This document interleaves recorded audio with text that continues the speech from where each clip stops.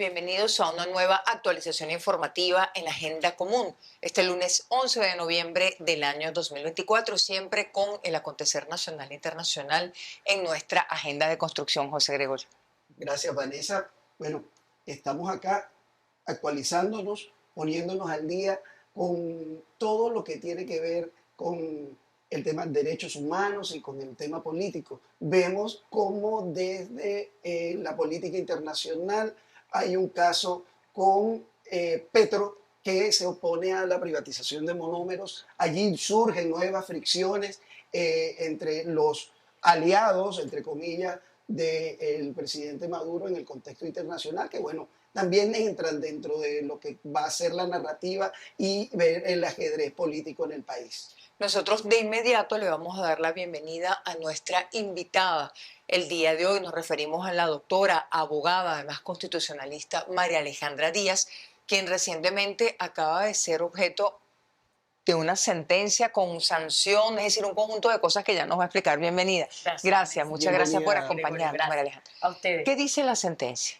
Bueno, la sentencia primero inadmite el recurso de abstención o carencia que se intentó contra el CNE en virtud de que está incumpliendo la propia sentencia 31 de la Sala Electoral y las sentencias de la Sala Constitucional reciente. Es decir, el CNE está en mora con el TCJ, sí, si lo vemos. Sí, porque el TCJ en Sala Electoral le dijo, usted tiene que publicar los resultados. Según el propio Jorge Rodríguez, los resultados se publicaron. Bueno, nosotros inmediatamente acudimos ante el CNE por vía administrativa, solicitamos que nos entregaran los resultados, pasaron alrededor de unos 16 días sin resultado, entonces decidimos solicitar un recurso de abstención o carencia. En realidad yo soy la abogada asistente en ese caso. Okay. Entonces, además de Esto es lo que negó el TCJ. El TCJ inadmite, okay, da por cerrado el tema, dice que somos temerarios, sin aclarar dónde está la conducta temeraria, porque lo que estamos haciendo es pedir que se cumplan las propias sentencias del TCJ, pero además entonces la emprenden en mi contra y me sancionan con una multa, pero además con la apertura de un procedimiento disciplinario por el colegio, que es lo que corresponde, el colegio de abogados, pero no conforme con eso, entonces me suspenden temporalmente, que bueno, ya sabemos cómo operan esas suspensiones temporales en alguno de estos organismos del Estado. Pero una suspensión temporal está negando a usted el derecho al trabajo. Claro, no solamente me está negando el derecho al trabajo, sino que la suspensión la hicieron sin un procedimiento disciplinario según el cual yo haya cometido un exceso, una temeridad al demandar que se haga justicia. ¿El proceso pasa por el colegio de abogados? Sí, necesariamente. Antes, pero eso no, esas instancias no se cumplieron. No, ellos aplicaron la sanción de manera cautelar, de manera inaudita, de manera además adelantada y causando un daño no solamente a mi reputación, sino además causando un daño porque no tengo derecho al trabajo. Ahora, negaron el derecho al trabajo y el debido proceso. ¿Los acusan de temerarios? ¿Hay algún elemento legal que los justifique? No, realmente no. Nosotros hemos hecho el análisis. Mira, la temeridad es una categoría jurídica, una tipología que debe estar castigada porque está relacionada con el dolo o con la intención de defraudar y de dañar. Primero tienes que definir quién es el sujeto activo, quién es el sujeto pasivo, dónde está la intención. Es decir, tú tienes que probar la conducta temeraria para que se aplique esa categorización, esa tipicidad de ese tipo de delito. Y en este caso, pues no hay análisis. Entonces, no puede hacerse de manera ejecutiva. Tengo tengo un documento y yo digo esto es temerario. Debe pasar por un proceso. Tiene que estar fundamentado. Por eso nosotros exigimos que nos dieran acceso o que nos entregaran la copia certificada de la sentencia, porque lo que se publicó fue el dispositivo. ¿Se la dieron? No. ¿Por qué no se la han dado? ¿Cuál es la explicación? Bueno, tampoco nos han dado la número 31 del Tribunal Supremo de Justicia, sino solo la dispositiva, y tampoco nos dieron la 211 y la 212 del propio Tribunal Supremo de Justicia porque no conocemos cuál es la motivación. ¿Y por qué no se publican estas sentencias? Es una manera de negarte incluso el acceso al debido proceso y al derecho a la defensa. ¿Por qué lo está haciendo desde el TCJ? No sé, muy mal ejemplo. María Alejandra, usted dice que la multaron. ¿De cuánto es la multa? ¿Cuánto tiempo tiene para pagarla? Al cambio son 100 euros, porque ellos pidieron 100 veces la tasa del más alto valor de la moneda de cambio. Entonces 100 euros son como 5.000 bolívares, una cosa así. 5.000. ¿Usted tiene ese dinero para pagar? No, no lo tenía. Cuando a mí me sorprendieron, yo no lo tenía, pero afortunadamente unos compañeros de Lara, a quien les tengo enorme aprecio y agradecimiento, se montaron en una campaña. Hubo una campaña que montó la gente y recogieron el dinero. Bueno, yo... ¿Ya usted lo pagó? No, voy saliendo de aquí a pagar. ¿Dónde? De aquí voy a salir a ¿Cómo pagar. es ese procedimiento? No, bueno, tienes que pagar a nombre de Tesorería Nacional en una cuenta de un banco receptor y después consignar ante el Tribunal Supremo de Justicia ya. Pero usted va a pagar la multa. No, yo voy a pagarla. Porque yo no quiero, fíjate, yo no quiero generar mayores ruidos con respecto a un procedimiento que ya está cuestionado fuertemente para dar alguna posibilidad de que ellos se ensañen, porque la sentencia incluso explica que una de las sanciones puede ser la del 28 de la ley de amparo de 1988, que además es inaplicable porque es inconstitucional, pero sin embargo ellos la citan en la dispositiva, que es arresto de 10 días. Es decir, yo no voy a darle ninguna excusa para que ellos intenten atentar contra mi libertad. El pago es para tratar de allanar cualquier brecha para que sigan las agresiones en su contra. Además, el Frente Democrático, los miembros del Frente Democrático solicitaron el viernes una aclaratoria. Hay abogados que piensan que debo esperar que la aclaratoria la respondan para pagar. Yo al final, tomamos la decisión que era preferible por las características de la persecución en mi contra, pagar la multa. Su ejercicio profesional antes de todo esto, ¿cómo había sido? No, bueno, yo estoy suspendida de hecho desde hace 2 años. Yo he perdido clientes incluso a los cuales no les puedo asistir porque simplemente cuando llega un documento firmado por María Alejandra Díaz, la orden es en correspondencia, no le reciban nada que venga firmado por esa señora. Entonces, claro, yo he tenido que acudir a las alianzas con otros abogados para poder ejercer. Ahora lo que acaban de hacer ya no es de hecho, sino de derecho. Bueno, digamos, entre comillas, de derecho. ¿De quién es la orden? Hace 2 años es que usted no puede ejercer o impedir. En distintas instituciones, fíjate, me pasó en Funda Caracas, me pasó en los tribunales, me pasó en el Ministerio de Defensa, cuando me tocó defender la tesis doctoral, después de tenerla aprobada y de tener el dictamen del jurado aprobado y convención publicación, simplemente un acto administrativo espurio dejó sin efecto el dictamen del jurado y me someten. Fíjate, allí también me dijeron que ellos me iban a nombrar un nuevo jurado para una nueva oportunidad para defender. Tengo 2 años esperando. Sí, eso está como en el aire, Eso por decirlo de alguna manera. El Tribunal Supremo de Justicia tampoco me ha dado respuesta. ¿Cómo se va a defender ahora de esta sentencia? Bueno, estamos estudiando... Usted ya en lo personal como abogado. Varios caminos. Uno de ellos es acudir al tribunal disciplinario del Colegio de Abogados. ¿Sería Caracas? Sí, yo estoy inscrita por el Colegio de Abogados de Caracas. Nosotros vamos a acudir. Hicimos varias cartas donde a las distintas, escuelas de derecho les manifestamos nuestra preocupación porque el problema no es que hayan suspendido a María Alejandra Díaz, que cualquier abogado que simple y llanamente acuda a las instancias judiciales a reclamar un caso que el gobierno no quiere que lo reclame, lo pueden suspender. Entonces, esto es un problema incluso jurídico de trascendencia nacional. Nunca se había visto un caso como este. Es digno de estudio, además, porque tú no estás afectando solamente a María Alejandra Díaz, sino a todo el gremio de los abogados que tienen derecho a defender a cualquier persona. Entonces, ¿cuál va a ser la vía legal? Bueno, entonces, en este caso, te digo, tenemos la posibilidad de solicitar un amparo contra sentencia, tenemos la posibilidad ante el propio TCJ. Tenemos una posibilidad de pedir una revisión porque no se siguió el debido proceso. Amparo, vamos a ir al colegio, pero además acudimos a las instancias internacionales. ¿A qué instancias acudió? Solicitamos una medida cautelar ante la Comisión Interamericana de Derechos Humanos, ya se hizo la solicitud la semana pasada. Aunque el Estado no sea parte, bueno, Aunque el Estado no sea esta parte, situación tiene en la la que obligación de estamos. cumplir, tiene la obligación de cumplir con los derechos humanos, y un derecho humano fundamental es el derecho al trabajo y el derecho a la no persecución por razones políticas. ¿Por qué dice que está perseguida por razones políticas, María Alejandra Díaz? Bueno, porque desde 2020 yo manifesté mi negativa de apoyar la ley antibloqueo y eso me costó el ostracismo de los sectores digamos, que dirigen el país, que están en el gobierno, el alto gobierno, y se desató una campaña de satanización por redes sociales.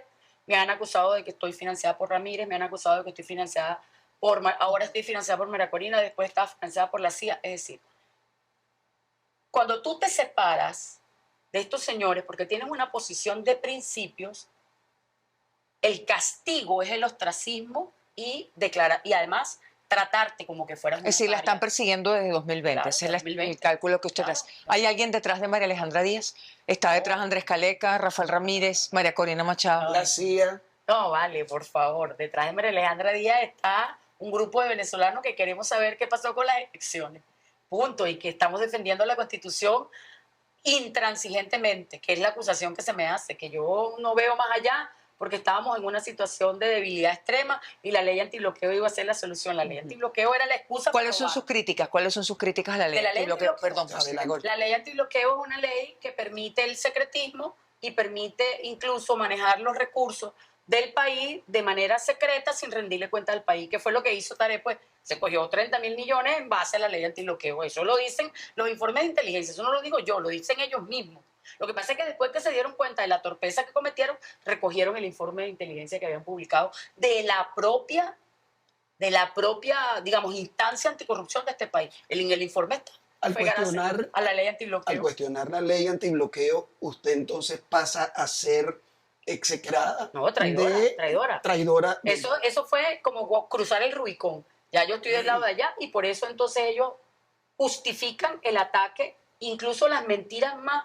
A veces uno se pregunta eso, José Gregorio, porque uno dice, tantas veces que nosotros escuchamos campañas de satanización en contra de ciertas personas de la oposición y decían que estaban haciendo esto y aquello, y ahora yo me encuentro en el mismo lugar y digo, Dios mío, o sea, ¿quién puede decir que eso era verdad? ¿Por qué Eso no le se iba a dio cuenta preguntar. antes? ¿Por Eso qué es lo no que me le di quería. cuenta antes? Porque yo creí en un proyecto histórico, Vanessa, o sea, yo me metí a trabajar hace 20 años en política porque creí en un proyecto histórico, porque creí que ese proyecto histórico nos iba a sacar Presidente victoriosos, Chávez, la y Constitución. creí en la Constitución y creí en el legado de Chávez. El legado más importante de Chávez, con todas las críticas que le podamos hacer, que las tenemos, es la Constitución. Porque eso es un encuentro, un acuerdo que hicimos todos los venezolanos. Y cuando intentaron reformarla, hasta la oposición votó por ella. Es decir, tiene la validación del pueblo venezolano. Entonces yo creo intransigentemente en ese acuerdo y bueno, eso me ha llevado a ahora resulta que yo soy enemiga porque estoy defendiendo la ¿Qué Constitución. le dice usted a la gente que justifica o ve con buenos ojos que le hayan dado una ración de su propio chocolate? Fíjate, yo creo que si nosotros vamos a construir un acuerdo para convivir y para recuperar el tejido social que está roto entre los venezolanos, eso nos hace un flaco servicio, de un lado y del otro. Creo que hay que entender que la gente puede cambiar, la gente cambia. La gente cambia, la gente aprende, la gente supera incluso cosas, errores. Todos tenemos derecho a la introspección, a reflexionar y a enderezar. Lo que creamos que nuestra conducta no está adecuado al bien común o a las mayorías, simple. María Alejandra, también se le podría cuestionar diciendo, si ya con la actitud que ha tenido el Poder Judicial ante las solicitudes de abogados, de los sectores políticos, ¿por qué insistir en seguir cubriendo Esa esas vía. instancias? Porque nosotros creemos en que hay que recuperar la cultura política del ejercicio de la política con P mayúscula, porque nosotros creemos en la civilidad, porque nosotros creemos que estos hechos van a pasar a la historia, tienen una trascendencia y tienen una traza. Es decir, el comportamiento de las instituciones frente al hecho que está ocurriendo hay que dejarlo por sentado para la historia, pero además hay que recuperar la cultura constitucional de la defensa de los derechos, que lamentablemente en el país pues está perdido porque la gente tiene miedo. ¿El gobierno se apartó de la Constitución? Sí. ¿En qué momento piensa usted que se apartó y con qué Creo que acciones? desde 2014 se están tomando medidas que han erosionado la Constitución, desde la ley famosa de inversiones extranjeras, donde privilegiaban la inversión extranjera frente a los nacionales, debilitando aún más la escueta economía venezolana. Pero además eso viene como después de 2015 hubo un quiebre, además, recuerdo que perdieron la Asamblea Nacional y hubo una pugna entre digamos, entre la Asamblea Nacional y la Sala Constitucional. Ahí estuvimos nosotros Sí, señor. defendiendo a la Sala Constitucional, qué cosa tan particular. Pero ya después, en 2018, con el plan económico, era evidente la inviabilidad del programa neoliberal, ortodoxo, monetarista que asumieron de espaldas a la Constitución. Ellos prefirieron sacrificar el consumo de millones de hogares venezolanos, sacrificar, digamos, lo macro social por darle privilegio a la macroeconomía. Hay una sentencia que poco se menciona, que es de 2016. Cuando la Asamblea Nacional del 2015 publica la ley que favorece a los pensionados y jubilados. Sí, cómo no. ¿De acuerdo? Ok. Esa sentencia marca un hito y un antes y un después. En su momento nosotros no lo vimos, pero después, haciendo un análisis retrospectivo, nos damos cuenta que esa sentencia privilegia el deber que tiene el presidente de hacer, digamos, equilibrar el presupuesto, es decir, lo macroeconómico frente a lo macrosocial. Y dicen, no hay con qué pagar, entonces hay que privilegiar lo que... O sea que ya esa sentencia marca un camino. Sentencia marca un camino claro. Yo ahorita no me acuerdo el número de la sentencia, pero es con respecto que aún hoy están pidiendo ejecutoria de esa sentencia. María Alejandra, ¿qué está pasando en el TCJ? Estamos hablando de inferencias, de comentarios, pero bueno, ¿qué puede estar sucediendo? A mí me extraña que esta sentencia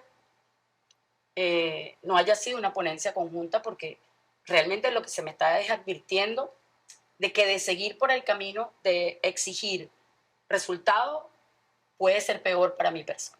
Una clara amenaza, incluso a mi libertad personal. ¿Piensa que la pueden detener? Evidentemente, en cualquier momento puede ser detenido. Si un ministro se ha dedicado durante los últimos 2 meses a decir que a mí me paga Ramírez, que estoy metida en una conspiración, ahora que primero era asesora de Magali Meda, ahora soy asesora de Caleca, que trabajo para María Corina. O sea, ¿ha intentado conversar con ese ministro? No, en absoluto. ¿No quiere conversar? No es que no quiera conversar, es que ellos cerraron todos los puentes habidos y por haber. O sea, ya, acuérdate que para esos sectores, a mí me están aplicando una cosa que se llama el derecho penal del enemigo, que lo justificaron los juristas del horror. Sí, el régimen nazi. ¿Sí? ¿Usted lo justificó en algún momento, María Alejandra? ¿Perdón? ¿Usted lo justificó en algún momento? No. Volvemos al TCJ y a lo que piensa usted que, yo sucede. Creo que hay algunos internamente que deben estarse preguntando si hacen esto con esta señora que lo único que ha hecho es defender la Constitución, ¿qué quedará por los demás? Entonces yo lo que creo es que hay mucho miedo. Hay mucho miedo, fíjate. En el TCJ. No solamente en el TCJ, en el gremio. Ni un solo colegio de abogados se ha pronunciado. Qué particular. Pero cuando se llevaron preso a Perkin Rocha, entonces al día siguiente había un llamado de atención. Entonces, el ostracismo también viene de aquel lado. Claro. O sea, usted está en el medio de hostilidades. Nosotros estamos planteando una alternativa a esos dos polos de poder. Entonces, por supuesto que somos un peligro. ¿Se sigue considerando chavista, una mujer de izquierda? ¿Cómo se definiría? Yo soy una mujer con ideas de izquierda, pero entiendo que hay un modelo constitucional que plantea un sistema económico mixto. Entonces, ahí hay que conciliar y armonizar las dos posiciones. Un Estado que proteja al débil jurídico, pero tiene que haber un mercado que es inexorable, que tiene que funcionar. Entonces, yo allí creo que debemos meternos en lo que nos dice la Constitución. Que si lo hubiésemos desarrollado... Claro, ¿cuál es el papel de la izquierda, entonces, en este momento histórico, cuando se dice que tenemos un presidente de izquierda, obrero, y tenemos unos sectores de izquierda que lo están combatiendo? En el mundo hay incluso digamos, un trastocamiento de lo que fue generalmente la izquierda. Porque generalmente la izquierda defendía Bueno, defendía a los trabajadores, generalmente defendía la soberanía, ¿sabes? Entonces, esos dos puntos fundamentales han sido olvidados por quienes hoy se dicen que están en la izquierda. Y la izquierda mundial asumió una, digamos, una actitud complaciente. Entonces se dice que son de izquierda, pero en lo económico son ultracapitalistas, ultraneoliberales. Entonces siguen con la retórica de la supuesta izquierda y derecha, y resulta que hoy quien está defendiendo a los trabajadores, pues es un sector que dice, ya va, pero es que no me puedes acabar con la mano de obra, que se dicen de ultraderecha, ¿sabes? Entonces esas categorías se han como desdibujado, porque en la práctica se dicen que son de izquierda, pero se comportan, bueno, ultra neoliberales. María Alejandra, ¿qué debería suceder desde su visión como abogada constitucionalista el 10 de enero de 2025? Bueno, yo creo que Nicolás Maduro se va a juramentar. ¿Eso es legal? Bueno, nosotros creemos que como hay una duda razonable, hay una legitimidad de origen que se va a ver afectada. ¿Por qué? Bueno, porque para poder zanjar los dimes y diretes de un lado y del otro, tú lo que deberías hacer es abrir las cajas y contar los votos. Porque si falla todo lo electrónico en Venezuela, queda el resguardo. Entonces, bueno, eso es lo que debería hacerse para garantizar la legitimidad de origen de cualquier gobernante. Va a haber una ilegitimidad de origen. Nosotros creemos que es lo sí. que piensan. Sí. ¿Qué consecuencias puede tener eso? Bueno, internacionalmente creo que se va a complicar la situación para Venezuela. Esperemos que no sea así. Creo que están cerrando todos los caminos, digamos, institucionales y pacíficos de solución al conflicto que debió haberse resuelto el 28 de julio y resulta que se empeoró.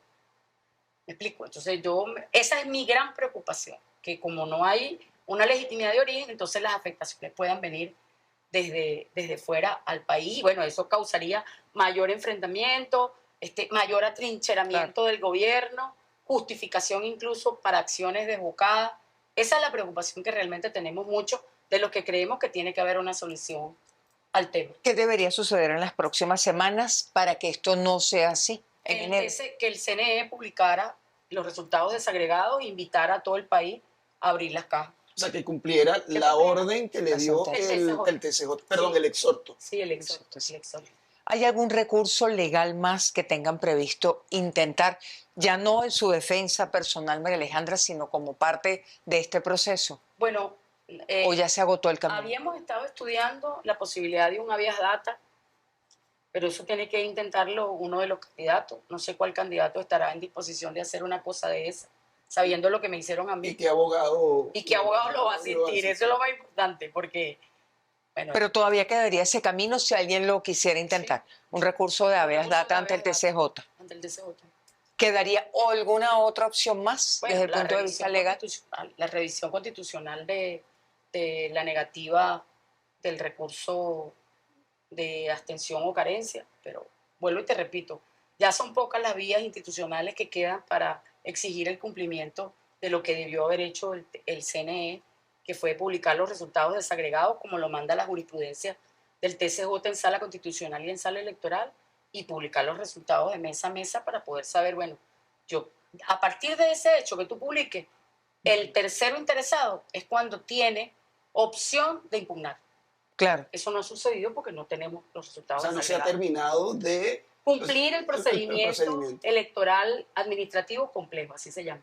El proceso, es decir, en palabras llanas, no ha terminado el proceso electoral. Sí, no ha terminado porque no ha cumplido con la última fase. El 28 de julio no ha sido terminado. No, pero ¿por qué? Porque tú no terminaste de hacer las auditorías, porque tú no cumpliste con revelar los resultados desagregados, porque no entregaste la información a los partidos que estaban allí o los candidatos, así sea a través de un CD. O sea, te falló la plataforma, está bien, pero si tú recuperaste la información porque declaraste un ganador, se supone que superaste el tema del hackeo y entonces tienes que tener el respaldo en un CD. O sea, como mínimo los datos que te dieron para proclamar el ganador.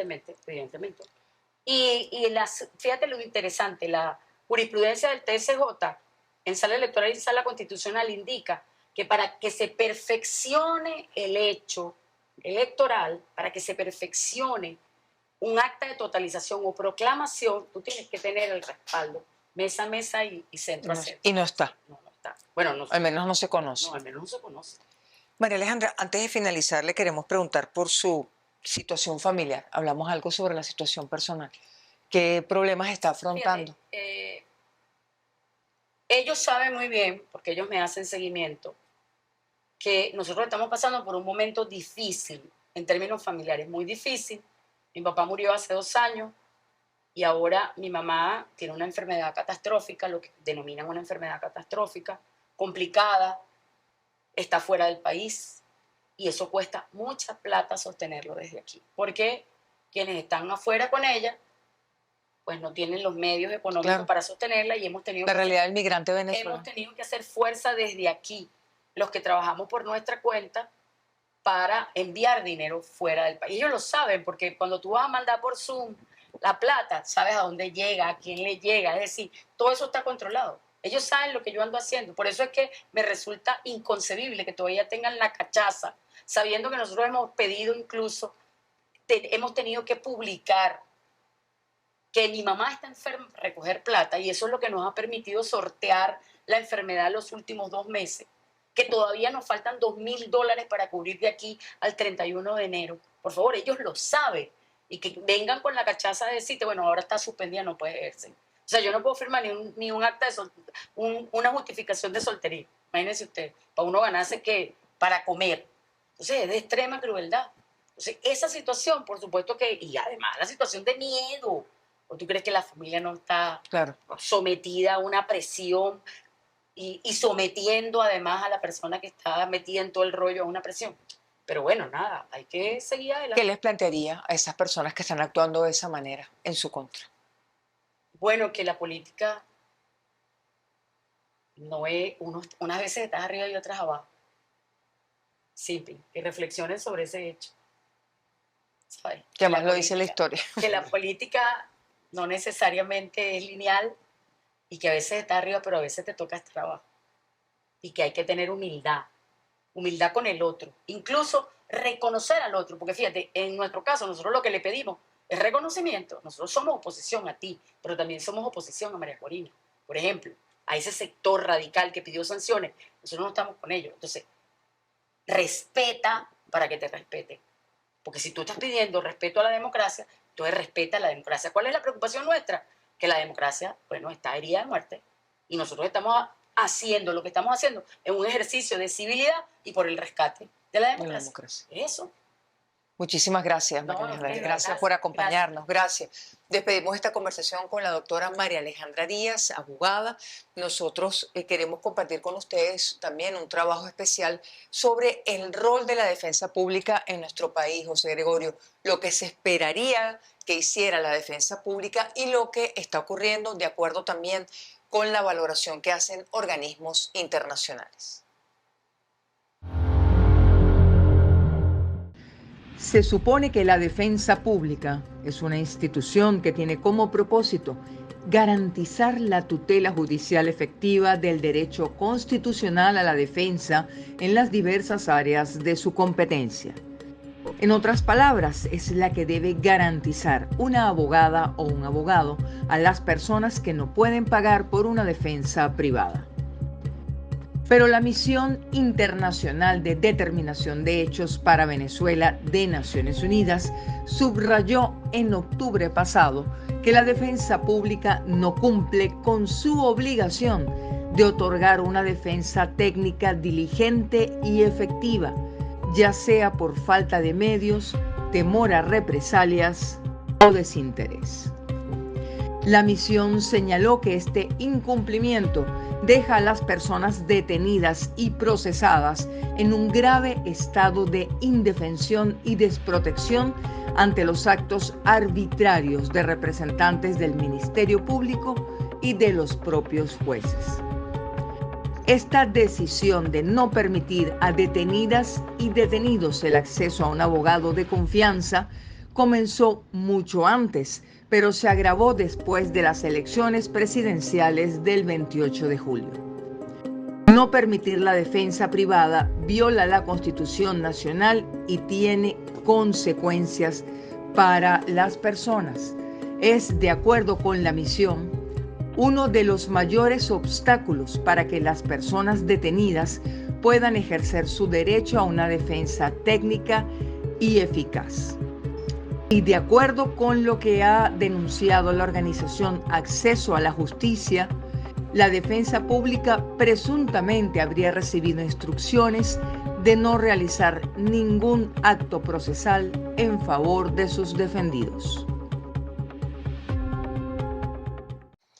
De esta manera llegamos al final de nuestra actualización informativa en Agenda Común por este lunes 11 de noviembre del año 2024. José Gregorio. Sí, volveremos en el momento indicado porque hay muchas cosas sobre el tapete. El tema del cierre del año, las presiones sobre el tipo de cambio y la inflación, que creo que también comenzarán a estar muy presentes dentro de la agenda política y la discusión del país. Como siempre, el agradecimiento público a todo el equipo de la plataforma comunicacional de Punto de Corte, a los medios aliados El Martillo y Doble Vía, y gracias sobre todo a todas y todos ustedes por habernos acompañado hasta aquí. Nos encontramos en una próxima oportunidad.